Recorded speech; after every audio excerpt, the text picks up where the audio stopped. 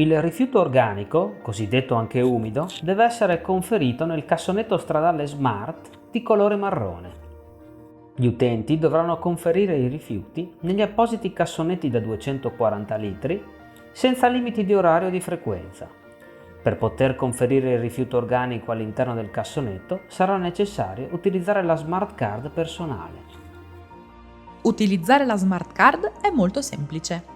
Basta avvicinare la tessera nella zona contrassegnata sul contenitore, vicino al coperchio, per poter conferire i propri rifiuti. Attenzione! Quando esci di casa per recarti a conferire l'organico, ricorda di portare sempre con te la Smart Card personale.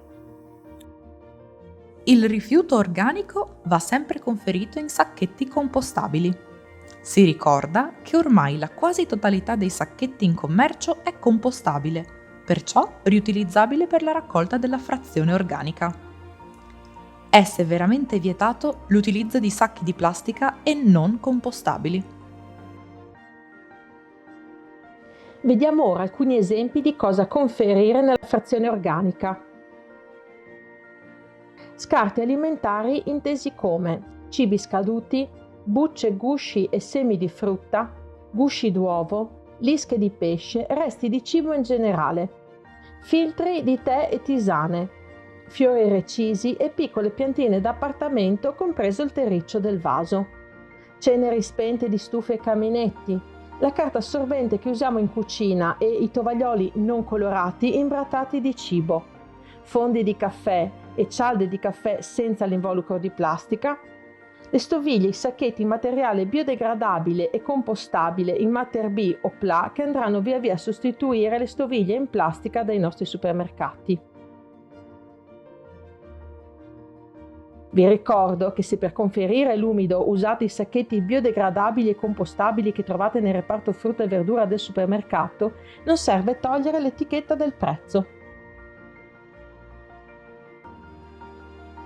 Vediamo ora alcuni esempi di cosa non va conferito nella frazione organica.